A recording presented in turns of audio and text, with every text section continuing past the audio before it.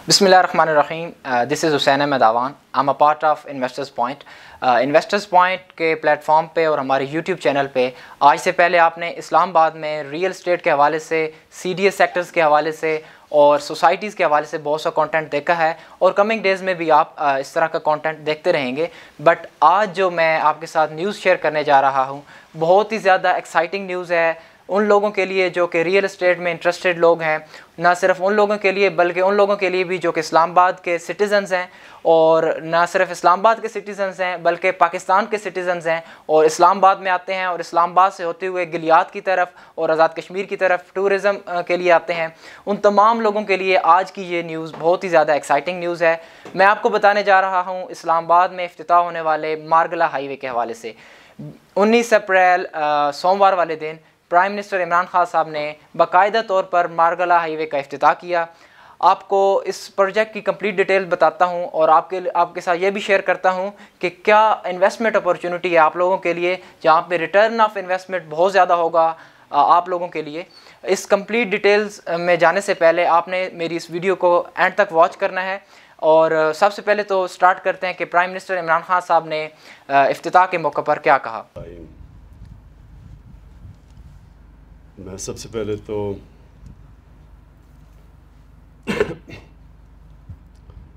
आमिर आपको और CDA को इस प्रोजेक्ट की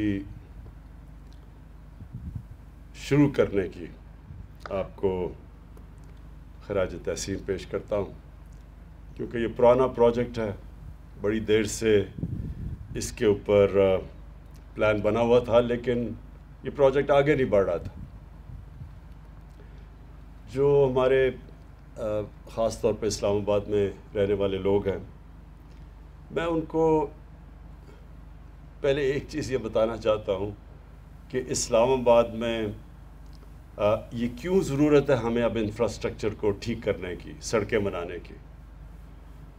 पिछले 20 साल में इस्लामाबाद की आबादी 1.5 गुना ज़्यादा बढ़ी है। यानी अगर ये सोचें कि अगर इस्लामाबाद की आबादी फ़र्ज़ करें कि अगर 1 लाख थी आज से 20 साल पहले, तो ये आज आबादी पहुंच गई है 2.5 लाख पे। तो ये जब एक आबादी 1.5 लाख बढ़ती है तो इसका मतलब कि इंफ्रास्ट्रक्चर भी उसके साथ बढ़ना चाहिए। नहीं तो यहाँ सड़कों और कई सड़कों के ऊपर आप देख रहे हैं कि प्रेशर पड़ना शुरू हो गया है और ये बढ़ता जाएगा। तो ये जो रिंग रोड का कॉन्सेप्ट है ये बड़ा अच्छा है। ये हर दुनिया के शहरों में रिंग रोड होते हैं, क्योंकि हैवी ट्रैफिक को वो शहर से बाहर निकालने की कोशिश करते हैं, क्योंकि हैवी ट्रैफिक जब चलता है तो उसके बड़े प्रॉब्लम्स शहर के अंदर होते हैं। So let's start with the project details. Complete details share करूंगा प्रोजेक्ट के हवाले से। बेसिकली ये CDA का ही प्रोजेक्ट था और इस्लामाबाद का जो मास्टर प्लान 1960 में जब इस्लामाबाद डेवलप हो रहा था, जो तैयार किया गया था, मारगला हाईवे उस इस्लामाबाद के मास्टर प्लान का हिस्सा था।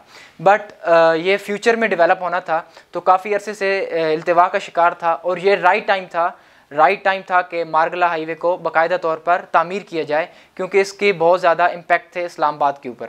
सो बाकायदा तौर पर प्राइम मिनिस्टर इमरान खान साहब ने इसकी अनाउंसमेंट कर दी है। इसका बेसिकली ये बनने जा रहा है CDA और FWO के इश्तिराक से, यानी इस प्रोजेक्ट की जो फंडिंग है वो कैपिटल डेवलपमेंट अथॉरिटी करेगी और इसकी कंस्ट्रक्शन डेवलपमेंट का काम FWO करेगा। सो इस हवाले से भी ये एक्साइटिंग न्यूज़ है कि FWO इसकी कंस्ट्रक्शन का काम करेगा। क्रेडिबल इदारा है जिसके बिहाफ पर बहुत से अच्छे प्रोजेक्ट्स हैं जो with in a time complete करते हैं FWO। सो बहुत ही एक्साइटिंग न्यूज़ इसलिए इस हवाले से भी है कि FWO इसकी कंस्ट्रक्शन करेगा। इस मंसूबे की जो कुल लागत आनी है वो 10 अरब रुपए है और कंप्लीशन टाइम जो रखा गया है वो 6 मंथ है, यानी 6 महीने के अंदर अंदर इस मंसूबे को कंप्लीट होना है और 10 अरब रुपए का ये प्रोजेक्ट है। मैं आपको बताऊं कि इस जो मारगला हाईवे जिसकी हम बात कर रहे हैं और ख़याबान मारगला और मारगला एवेन्यू के नाम से भी यही मशहूर है, इसकी जो कंप्लीट डिस्टेंस बनता है वो तकरीबन 32 किलोमीटर है, जो कि GT road Sangjani toll plaza से स्टार्ट होना है और इसने टुवर्ड्स जाना है 17 मील मरी रोड के मकाम तक। ये टोटल डिस्टेंस जो बनना है वो तकरीबन 32 किलोमीटर है और इसकी कंस्ट्रक्शन और डेवलपमेंट 2 फेजेज़ में डिवाइड किया गया है। यानी ख़याबान मारगला का यानी मारगला हाईवे का जो कंस्ट्रक्शन का काम है वो 2 फेजेज़ में होगा। फर्स्ट फेज़ जो है वो 17 मील मरी रोड से लेकर कॉन्स्टिट्यूशन एवेन्यू तक है, इसको फर्स्ट फेज़ में बनाया जाना है।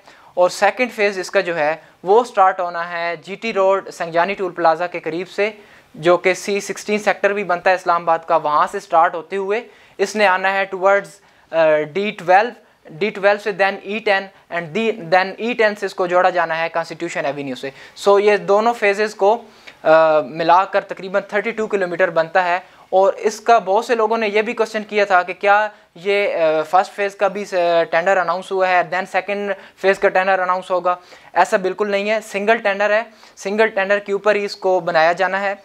फर्स्ट फेज़ के कंप्लीशन के बाद सेकंड फेज़ का काम किया जाना है और दोनों फेजेज़ का जो कंप्लीशन का टाइम है वो 6 मंथ है, यानी 6 मंथ के अंदर इस प्रोजेक्ट ने कंप्लीट होना है। वी आर होपफुल कि इंशाल्लाह ये प्रोजेक्ट 6 महीने के अंदर कंप्लीट हो जाएगा।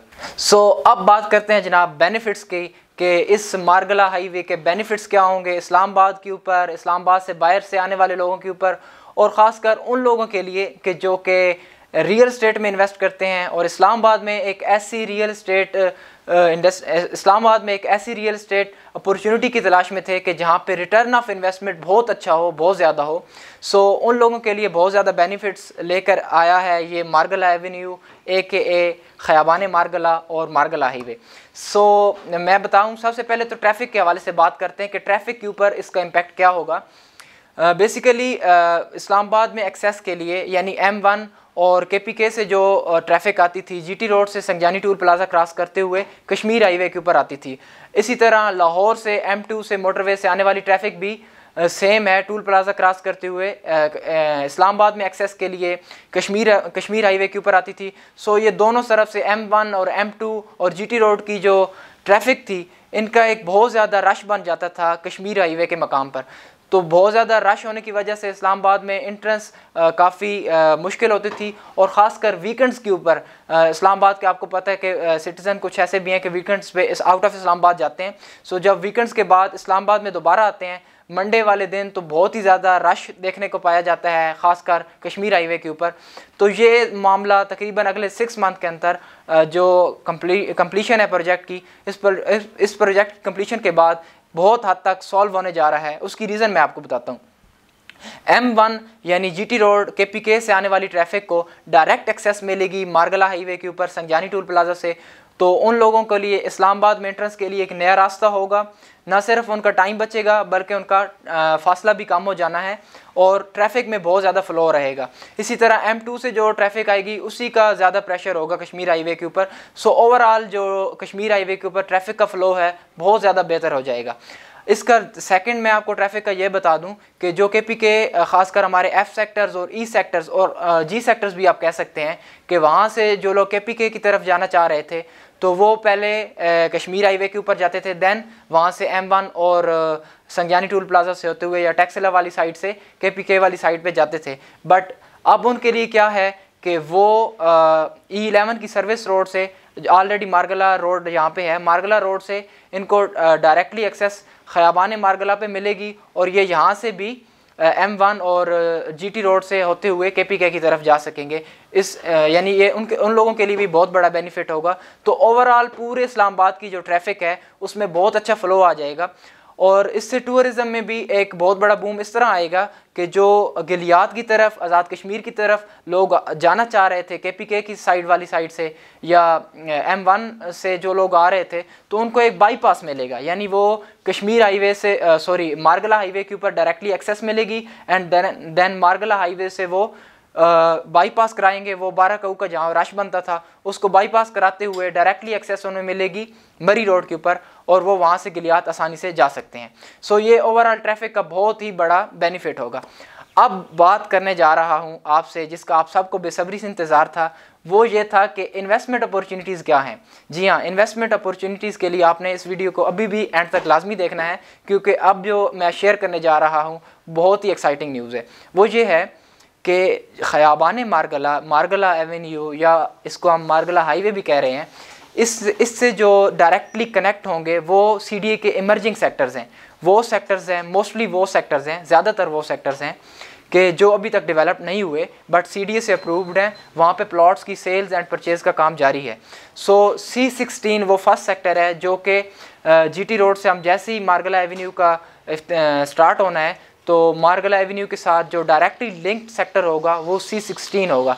C16 से नेक्स्ट सेक्टर C15 है, वो भी मारगला एवेन्यू के साथ डायरेक्टली लिंक्ड होगा। दैन C14 और इसी तरह D14, D13, E13, ये वो सारे सेक्टर्स हैं जो कि इमर्जिंग सेक्टर्स हैं और मोस्टली इन इमर्जिंग सेक्टर्स में जो प्लॉट का साइज़ है वो 1 कनाल है। यानी ये वो सेक्टर्स हैं जो कि डायरेक्टली कनेक्ट हो जाएंगे ख़याबान मारगला के साथ, बहुत ज़्यादा बेनिफिट होगा। और ये इस्लामाबाद, इसको नया इस्लामाबाद कहा जा रहा है, इसको फ्यूचर इस्लामाबाद कहा जा रहा है, जिसकी प्लानिंग ऑलरेडी हो चुकी थी। बट जब जैसे ही ये कंप्लीशन हो जाएगी इस प्रोजेक्ट की तो देन डेफिनेटली CDA इस पर भी काम करेगा, इन सेक्टर्स की डेवलपमेंट के हवाले से भी काम करेगा। राइट टाइम है, जल्द अज जल्द डिसीजन लें क्योंकि इस प्रोजेक्ट की कंप्लीशन के बाद तो प्राइसेस में बहुत ज़्यादा बूम आ जाना है। राइट टाइम है कि आप लोग डिसीजन लें, इन सेक्टर्स में इन्वेस्ट करें।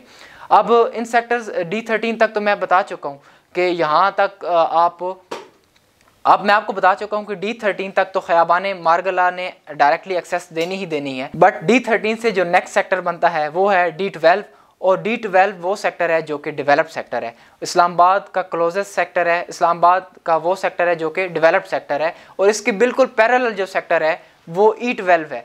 उस E12 की भी डेवलपमेंट ऑलरेडी CDA अनाउंस कर चुका है और उसके 4 सब सेक्टर्स हैं, 1, 2, 3 एंड 4। सब सेक्टर 2 एंड 3 में ऑलरेडी डेवलपमेंट हो रही है। इवेंचुअली CDA ने 1 एंड 4 में भी मूव होना है, बट राइट नाउ 2 एंड 3 में डेवलपमेंट हो रही है। सो ये 2 सेक्टर्स ऐसे हैं जो, यानी D12 डेवलप्ड सेक्टर है, उसके बिल्कुल पैरेलल E12 है, वो डेवलप होने जा रहा है। इनसे नेक्स्ट सेक्टर सारे D13, D14 and then C14, C16, ये वो सेक्टर हैं जो फ्यूचर में डेवलप होंगे। तो यहाँ के रेट्स और डेवलप्ड सेक्टर के रेट डेफिनेटली बहुत बड़ा वाज़ेह फ़र्क है। मैं थोड़ा सा आपको एक रेट्स का भी एनालिसिस दे दूं कि D12 में जो 1 कनाल का साइज़ है, उस 1 कनाल के साइज़ की प्लॉट की जो राइट टाइम जो कीमत है, जो प्राइस है, वो तकरीबन 5 करोड़ से लेकर 8 करोड़ के बिटवीन है। सो ये डेवलप्ड सेक्टर की प्राइस है। इसी तरह हम आगे अगर F सेक्टर की बात करें तो वो सेक्टर है जहाँ पे 7 करोड़, 8 करोड़ और इवन 10 करोड़ में भी आपको 1 कनाल का प्लॉट मिलता है। यानी ये वो सेक्टर हैं जो ऑलरेडी जो बड़ा बूम है इन्वेस्टमेंट के हवाले से या बड़ा जो बेनिफिट है वो ऑलरेडी उठा चुके हैं। ऐसा नहीं है कि यहाँ पे प्राइसेस नहीं बढ़ रही, यहाँ पे भी प्राइसेस बढ़ रही हैं, बट प्राइसेस बढ़ना यहाँ पे स्लो है। इतना ज़्यादा उस तरह का वो जो बड़ा जंप प्राइसेस में आना था वो अभी तक इन सेक्टर्स में नहीं है। बड़ा जंप जो अभी लगना है वो सेक्टर्स हैं जो कि इमर्जिंग सेक्टर हैं, मैं आपको जिनका बता चुका हूँ। डायरेक्टली लिंक करेंगे ख़याबान मारगला के साथ। C सीरीज़ हो गई, D सीरीज़ यानी C16, C15 और C14, then D14, D13, E13, ये वो सेक्टर हैं जो कि डेवलप होने जा रहे हैं। मोस्टली इन सेक्टर्स में जो प्लॉट का साइज़ है वो 1 कनाल है, 50-90 का है, 20 मरले का साइज़ है यहाँ पे। और यहाँ पे एवरेज प्राइस जो अभी चल रही है, ये अभी जो मैं प्राइस कोट करने जा रहा हूँ ये जनरल एनालिसिस है, ये एग्जैक्ट प्राइस नहीं है क्योंकि बहुत ज़्यादा प्राइसेस में डिफरेंस आ रहा है। बहुत ज़्यादा प्राइसेस में डिफरेंस आ रहा है, हर आने वाले दिन के साथ यहाँ पे डिफरेंस आ रहा है। तो एवरेज प्राइस अराउंड 1.5 करोड़ से स्टार्ट हो रही है और 2 करोड़ प्लस में जा रही है इन सेक्टर्स में, 1 कनाल प्लॉट के साइज़ में। तो राइट टाइम है कि यहाँ पे प्लॉट ख़रीदें, बहुत बड़ा बेनिफिट होगा इन्वेस्टमेंट के हवाले से।